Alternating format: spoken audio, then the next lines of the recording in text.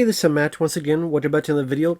There's another paid request, this time for Brawl at Stipe. Thank you so much for that. And for those interested in requesting any type of videos, topics, reactions, commentaries, what have you, feel free to send it either directly to my PayPal or join my Patreon. Both links are down below in the info box. And this is for the 2006 zombie comedy, Dead and Deader. Now, I've seen this film before.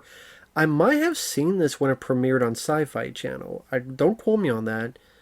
Because I think this was a time when it was sci-fi and not SYFY. Because actually, I can't remember when they changed it to that stupid stuff. So I think it was when it was just Sci-Fi Channel. It says sci-fi, but it was on sci-fi, but it was stars as well. And even when I first saw it, I thought this was a fun, decent, low-budget zombie film. They had some good chuckles out of it. Had a couple decent gore scenes. Hell, this was gorier than Resident Evil Welcome to Raccoon City. And Dean Cain stars in it. I like Dean Cain. Seems like a good guy. I like him as an actor. And I didn't grow up with Lois and Clark like other people did, but I knew of him on that show.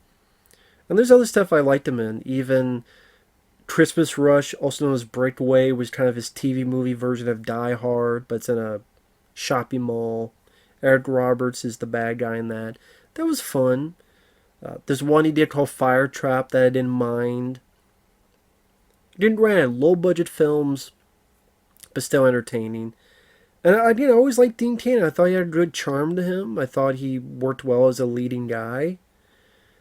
Even some of those Sci-Fi Channel films like Dragon Fighter and Boa, which usually I wouldn't like, but mostly I liked because of him. And a lot of times that can happen. If I like an actor enough, I could, if it's low budget, I could deal with a lot of stuff. And they're still better than Seagal's Attack Force or Against the Dark. So there's that. But Dean Cain plays a guy who is one of these soldiers that come across during a mission, this little lab with these scorpions, and there's dead people there. But then some, as we come to find out, zombies attack them. A grenade goes off, and the little outpost is destroyed. The next thing Dean Cain knows, he wakes up on an autopsy table, and he's like, "Doc, what are you doing? Doing an autopsy? Well, shouldn't I be dead?" And then it becomes kind of Dean Cain's version of Blade, except half vampire, half human. He's half zombie, half human. And I will say the first half of this film is very fast-paced. The first half of this film goes by quick. Because you're introduced to the team, what the hell's going on, some headshots, blowing up, autopsy, what's going on. Some zombie mayhem happens, some people get their fingers bitten off.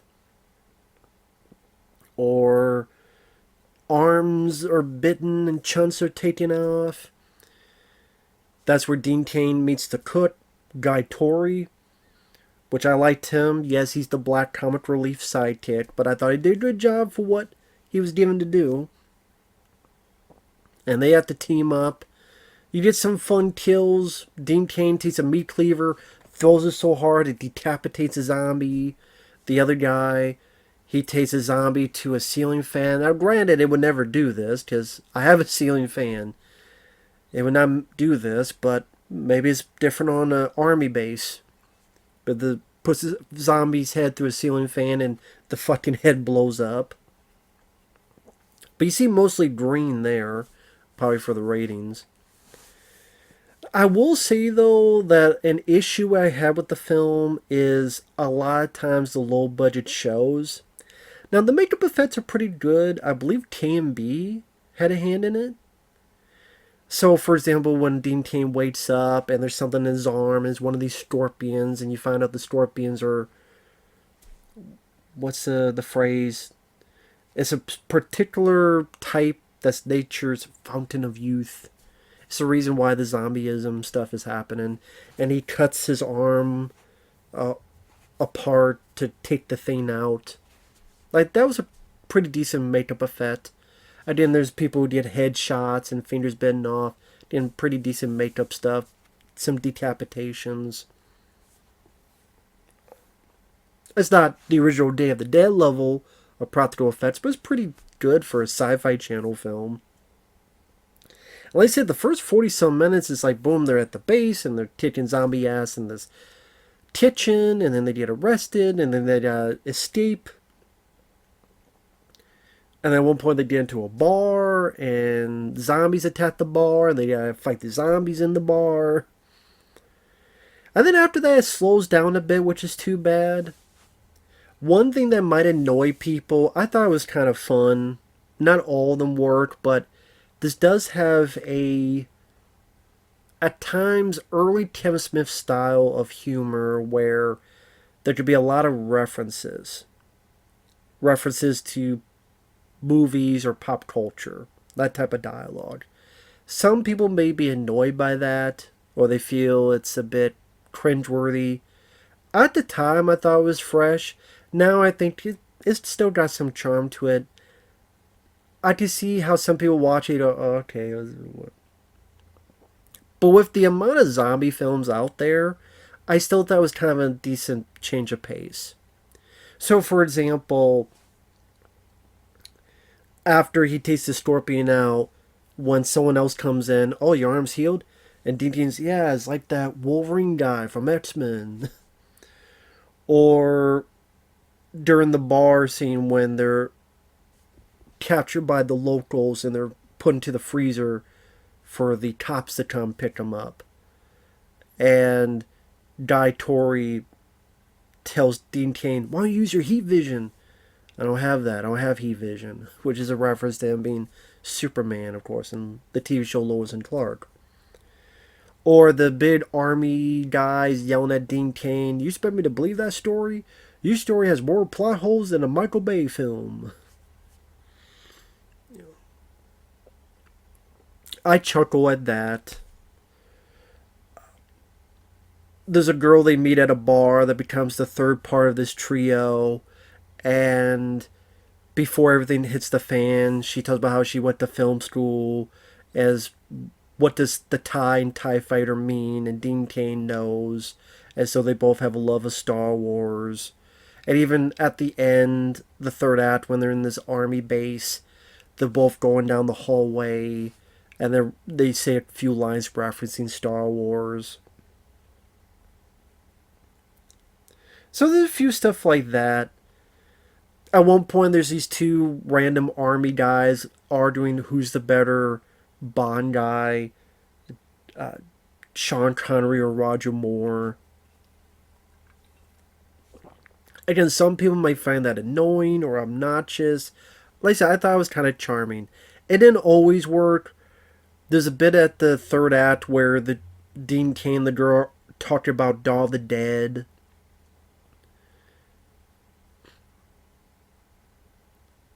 At first it was fine, but the longer it went, the more cringe it got. Where I'm like, you guys are in a fight for your lives, and I did it, referencing Dawn of the Dead. Okay, there was a remake, I did it. And then she's like, well, the first 50 minutes were good, but the rest sucked. I'm like, lady, if you think that's the case, you should watch Army of the Dead. I like the Dawn of the Dead remake, so I disagree with the lady. Seems like Dean Cain liked it, so I agree with him. But it's like, when the conversation kept going on, where she's like, well, George Romero's film was about this and this and this. I'm like, lady, you've been talking for 2 minutes. We get it. Like,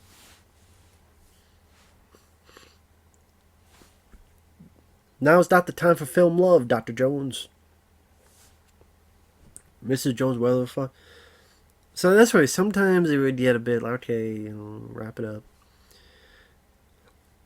Or when they have to find clothes, and Dean Cain, the only clothes he can find is literally Don Johnson's outfit from Miami Vice.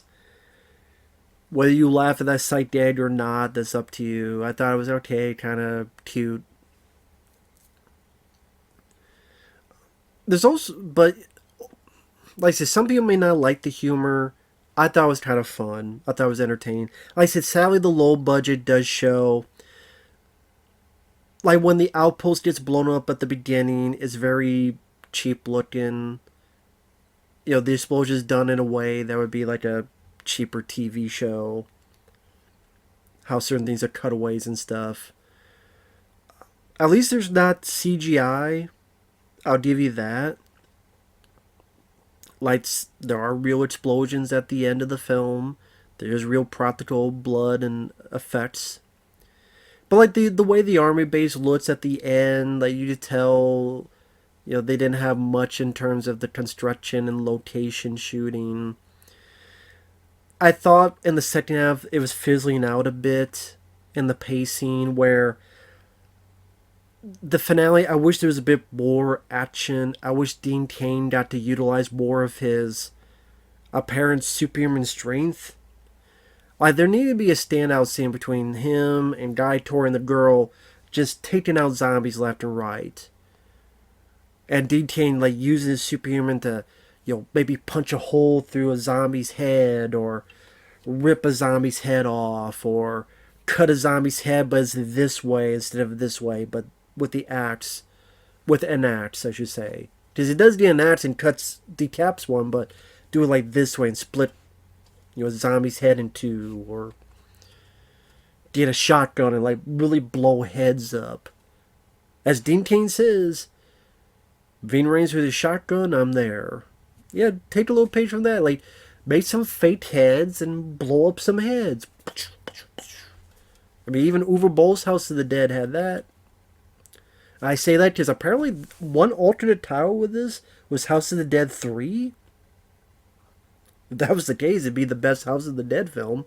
You know, it has nothing to do with House of the Dead, so I can see why they changed that title.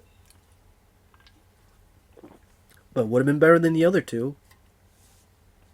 But I'm just saying that the low budget does show in terms of scale. And like I said, I think the very, very beginning, and especially the third act, the budget shows the roughness of it all. You also have a very terrible song at the end credits. I don't know what the fuck was the choice of having that shitty song at the end. If you've seen enough of this type of cult TV shows or films, there's a lot of recognizable people in here. Like, one of the human bad guys is Peter Greene. Peter Greene's been in a lot of films. He was in Under Siege 2 Dark Territory. He was the bad guy in The Mask, the Jim Carrey film. He plays this evil, pretty much scientist guy that's trying to find the scorpion stuff that made this all happen. Someone who works for him is Ellie Cornell, which I don't know if she's married to one of the writers of the film, but she does have a connection where this company, whatever, she did like a lot of these movies with them. And of course, she was in the House of the Dead 1 and other stuff. And she came back for House of the Dead 2 because she's supposed to be playing like the same character from House of the Dead 1. And then here she plays a different character, one of the villains. Ella Cornell, she was in Halloween 4 as... what was the character? Rachel. The one that got killed off in Halloween 5, which was stupid. But she was a good character in Halloween 4. She doesn't have a whole lot to do here. She kind of just worked with the bad guys. But also, a lot of, oh, I know who that guy is appearance. Like the guy doing the autopsies, Armin Shimerman. If you know the Star Trek Deep Space Nine TV show, he's the guy that played Quark with all the makeup on. There's another Star Trek guy, I forget his name, but he's the guy that comes in later and is in the scene with Guy Torry the cook early on, and he's the guy that gets his fingers bitten off. They're at a mortician's place to try to find a body, but the body's not there. And the guy listens to the headphones. That's actually one of the 3 lone gunmen from the X-Files. I want to see if it's... was it Langley? I forget the character's name. Which one of? But he was one of the three lone gunmen from the X-Files. Colleen Camp from was it Dire with a Vengeance? A lot of other movies. She pops in there as a character that sadly joins the group because things don't end well for her. So again, if you see enough of these movies, there's a couple recognizable people there. I would say the first half of the film is pretty fun pace, like pretty fast pace, like really on the move for different like outpost, autopsy, kitchen, arrested, shooting zombies in the head, or again using meat cleavers to cut them off, or in a bar. Dean Cain uses antlers and stabs a zombie and then cuts his head out with an axe. I'm like, all right. And then when they get change their clothes, that's when the movie slows down. And then when Peter Greene and them come in, they weren't really the most interesting of characters. You're kind of waiting for the zombie action to pop in again. I wish Dean Cain's character utilized more of that superhero. I mean, he did when he could break our cuffs, but I mean, like against the zombies, like having like tear a zombie's arm off, or punch a zombie's head off, or he didn't punch a hole through a zombie's head. But they probably didn't have the budget for that, so that's why. But I just wish there was a bit more for him to do in the third act. Pretty much the bad guys take the cook guy Torry, and they're going into this army base to find this last body that has one of those scorpions in it. And the zombies have taken over the place. But I want a lot more gore, a lot more mayhem. They just didn't have the budget for it. Dean Cain, the girl get there, and they shoot a couple zombies, but it's kind of like pop, pop, pop. Now a whole lot of insert shot, head explosion. There was more of that in the beginning, it seemed, and a little bit less of... I just wanted Dean Cain to kick a bit more ass in the third act. And even then, like, Peter Greene, his character... I mean, he gets bitten, and he gets his arms torn off, which is a nice effect. But then he's a zombie, and there's a bit where the camera kind of focuses on him, as if it's going to lead to something more important, but it never does. I think that would have been cool if Peter Greene gets his arms torn off, but then somehow he tries to get the scorpion to bite into him, so he becomes a little bit smarter, and then tries to fight Dean Cain, and they get in the last bout where, Dean Cain punches his head off, or punches a hole through him, or cuts his head, and his head does a wishbone, or throws him somewhere and the body explodes, or there's a bit more of a grandiose death for the zombie Peter Greene. No, he just stands there while... So, I know it is spoilers. I always spoiled everything else. Where Dean Cain connects himself to his battery to start the truck. They set some bombs. They get out of there. The place blows up.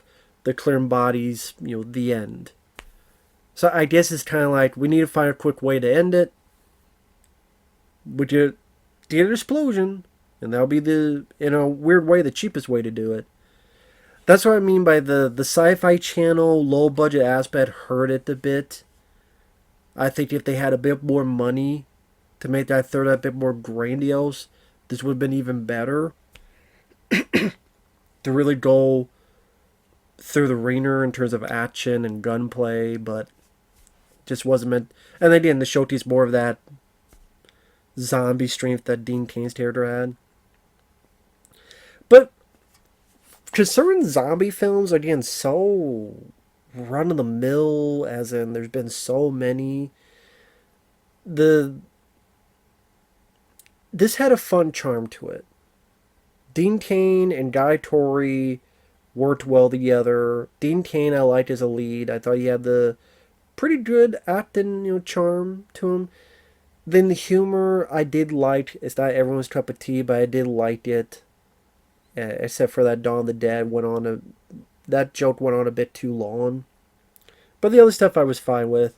Like I said, for the most part, at least the first half, the pace is pretty quick. Slows down a bit in the second half. Again, it's nice to see some recognizable faces in there. Some pretty decent wherever it can be. Again, it's not Day of the Dead original, but for a Sci-Fi Channel film, some pretty decent makeup effects. Really, I can't think of much CGI in it, so you think of Sci-Fi Channel, you think of a lot of bad CGI.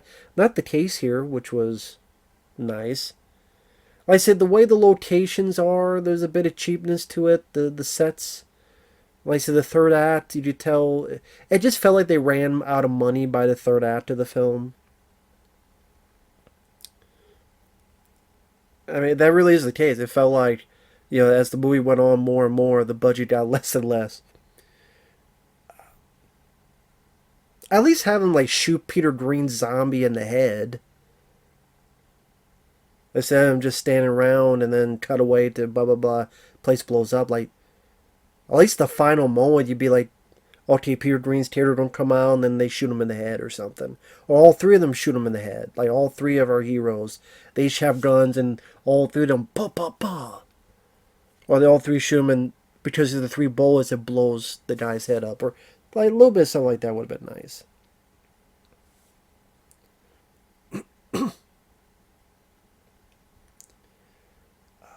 But let's say if you like zombie films and you deal with the fact this was a lower budgeted flick, like I said, it's a short film, 80 some minutes long.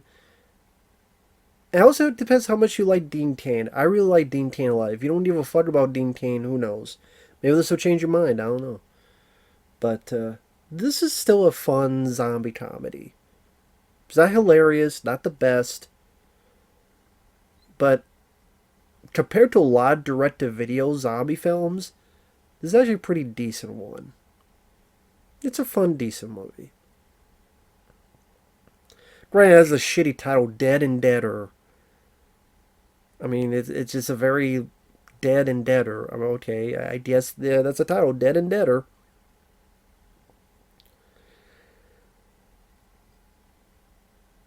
What is it? Just called Dead.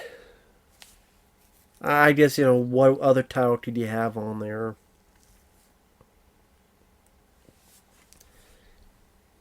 The Adventures of Dead Man. Super Mortis. Whatever the fuck. But anyway. So I guess it's not that shit of a title. Dead and Deader.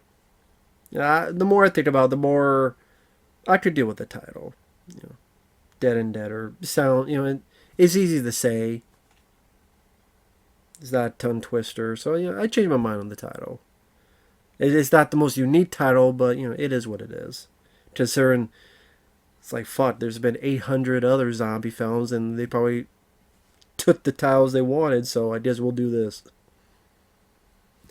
But with that said, thanks for watching. Take care. We'll see you guys later. Bye-bye.